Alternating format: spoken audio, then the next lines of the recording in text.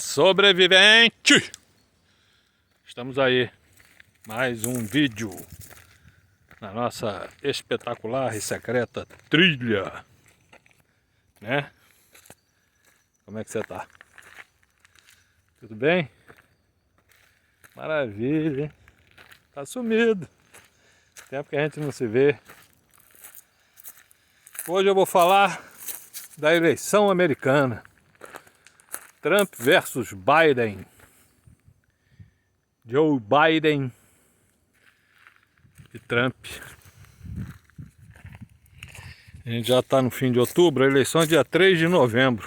Falta uma semana. Um pouquinho mais. 8 dias. E parece que o Joe Biden estava na frente. E agora parece que o Trump está ganhando, né? Eu acho que o Trump nunca esteve perdendo. Eu morei lá em 1981 e eu fui já algumas vezes aos Estados Unidos. Não fui muitas vezes, mas fui umas 10 vezes eu fui.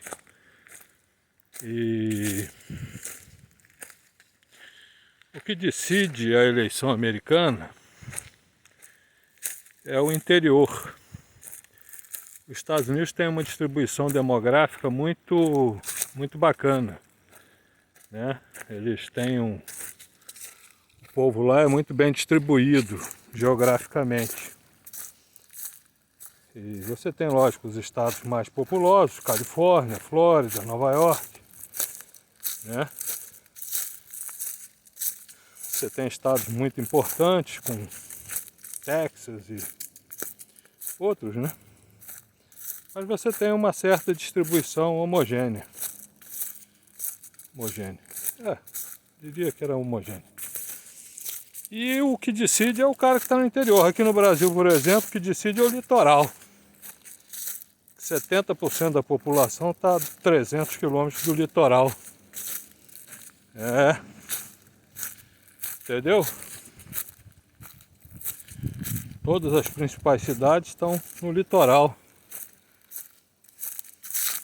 Aí você tem Belo Horizonte, você tem Brasília, né? Curitiba. Mas o resto está na beirada d'água. Então o litoral aqui é muito pesado, muito importante. Lá nos Estados Unidos não, lá tem uma distribuição bastante grande. E o que a gente está vendo agora é que chegou aquela hora do desespero, né? Em que vale tudo, né? E aí começam a aparecer denúncias de todo tipo. Mas o mais importante é que o Trump, o pessoal acha o Trump meio radical, mas o Trump veio para mudar a estrutura política dos países que adotam a democracia liberal. A forma como vinha sendo feito nos últimos 40 anos, no pós-guerra, já não dava mais essa dualidade de esquerda-direita, democrata-republicano, em que foi ficando tudo relativamente igual. Basta você ver que na primeira eleição do Trump, ele ganhou dos democratas e ganhou da família Bush, George Bush, né? Pai e filho e irmão, aquele Jeb, né? Que eram republicanos. Ele encostou os caras dentro do Partido Republicano e ganhou dos caras. Eles eram todos poderosos dentro do Partido Republicano. A família Bush. Tá certo? Então, falar que o Trump é um republicano radical de direita é simplificar muito a leitura da questão, né? Então, qual é o objetivo dessa reforma? O principal objetivo de toda essa reforma que está acontecendo no mundo é a reorganização e reorientação do Estado.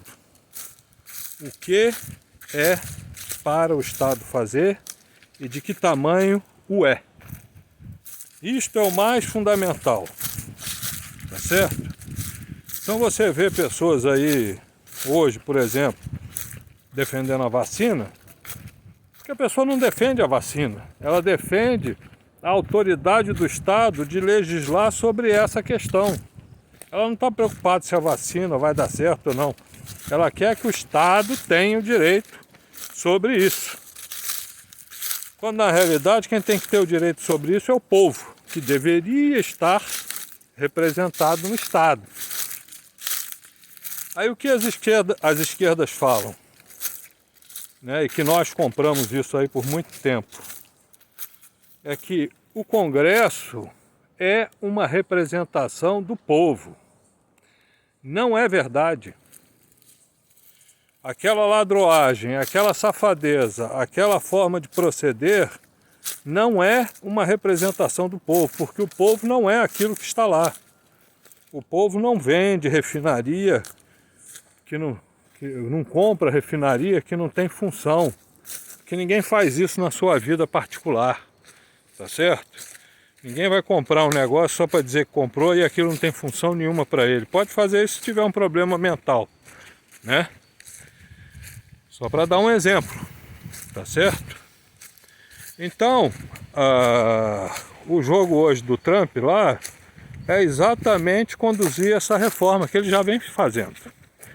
E esse jogo hoje mundial é um jogo pesado, por quê? Porque as ditas esquerdas ou os ditos países progressistas, né, que eles chamam de progressistas, né, que são os mais atrasados, né, esses países ficaram a pé, porque eles se aliavam a essa linha americana de George Bush, de Obama, de Hillary, de Bill Clinton, tá certo? Que era uma linha left, mais aberta e suscetível a essa questão do controle do Estado sobre tudo, né? E isso interessa, porque o Estado é que controla o maior orçamento do mundo, né? O Estado tem a prerrogativa de indicar e de desindicar, de comprar, de escolher, de alijar os desafetos, né? De comprar a legitimidade dos seus atos através da propaganda, né? Então o Estado, da forma que estava aí, servia a si mesmo. Era o grande demônio, né? Com todo respeito a você que trabalha aí no serviço público. Em qualquer lugar do Ocidente, né? E do Oriente lá na China, especialmente, e na Rússia, né? Mas na Rússia é outro departamento, né? Então, o Trump representa exatamente a possibilidade que o mundo hoje quer de reestruturar as funções do Estado. O que o Estado pode, o que o Estado não pode, né? Ah, mas tem coisa que é boa que o Estado faz. Eu vou te falar hoje que não tem nenhuma coisa boa que o Estado faz. Infelizmente. É só olhar para nós aqui no Brasil, né? Segurança, não vou falar nada. A saúde, o SUS é muito bom? O SUS é bom. Mas o SUS, por exemplo, na minha opinião hoje, poderia ficar restrito às cidades do interior e às cidades menores. Acabar nas cidades grandes. Eventualmente ter algum tipo de atendimento aqui compartilhado, subsidiado, o Estado entrar com uma parte do dinheiro e o SUS ficar para atender as populações que precisam efetivamente, que não têm acesso porque não há um interesse da iniciativa privada ir lá, porque não tem como concorrer, tá certo? Aí eles falam, mas ninguém entra. A pessoa não entra porque tem o SUS. Isso é uma ideia, né? Também estou aqui elucubrando não estou querendo colocar ideia na cabeça de ninguém não, mas eu acho que seria uma coisa mais lógica. E outra coisa que eu acho fundamental é a gente ter essa consciência de que não adianta você querer mudar as coisas sem mudar nada. É o outro que tem que mudar. Não é o outro, tá certo? É a gente que tem que desenvolver a consciência. Tem que parar de ficar pedindo auxílio emergencial quando não precisa. Parar de pegar dinheiro quando não precisa, tá certo? É isso. A gente vive as deformidades do Estado. Vou dar um exemplo. A questão do auxílio-desemprego, que foi criado numa ótima intenção, lógico. A pessoa ficou desempregada, ela recebe ali 6 meses de um auxílio do INSS. Hoje não, já há alguns anos, todos nós sabemos disso, a pessoa pede para ser mandada embora, eventualmente devolve até aqueles 40% do fundo lá, no acordo que faz lá com o patrão, eventualmente, eu não estou falando que isso aí é o certo. E aí entra nesse auxílio-desemprego, fica lá 6 meses, arruma um emprego um mês depois, e aí pede para não ser fichado porque está no auxílio-desemprego. Aí quer ganhar os 6 meses do auxílio-desemprego e mais o salário de onde estiver trabalhando. Tá certo? Isso aí é o Estado. São as leis que vieram para salvar o trabalhador. Aí o cara vai falar, porra, mas vai mexer nesse negocinho que é o meu aqui, que não importa nada. E aí o senador lá que está roubando, o deputado federal, o prefeito, também. Eu não estou falando que eles estão certos, que você está errado, não. Estou falando que a culpa é sua, não. Estou falando que isso tudo são ações políticas do Estado e que hoje estão sendo trabalhadas, questionadas, mal ou bem, numa mudança de postura e de visão global da relação do Estado com o povo. Hoje nós somos escravos do Estado. Você aí é um escravo do Estado, tá certo? O empresário que for trabalhar tudo lindinho, tudo bonito, como ele deve ser, ele é um escravo do Estado. Sabe por que os preços do carro não abaixam? Por que o preço da gasolina não abaixa?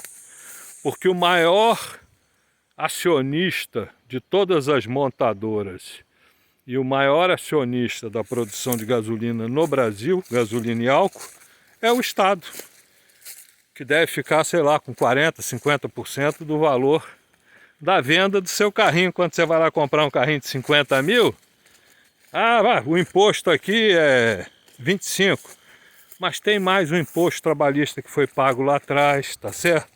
Tem mais todos os IPVAs que vão ser pagos para frente durante 20 anos, tá certo? Então o maior sócio do seu carro é o Estado, tá bem? Estão falando do arroz aí? O arroz. Um dos problemas do arroz é o Estado, não é só a demanda e a oferta, não. É lógico que tem isso também. Por quê? Porque a China está comprando tudo no mundo todo. O café também está subindo, tá certo? Tudo está subindo, porque eles estão comprando tudo no mundo todo para guardar. É o desespero. Mas, enfim.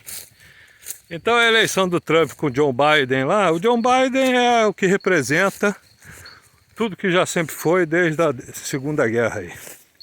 Tá certo? Os Estados Unidos, depois da Segunda Guerra, é o Joe Biden. Você que acha que ele é o revolucionário, ele é o status quo. E o Trump é efetivamente a voz nova na política. Tá certo? Olha aí. Que beleza, meu amigo, minha amiga. Vamos lá, vamos ver, tá chegando, falta uma semana aí. Beijo.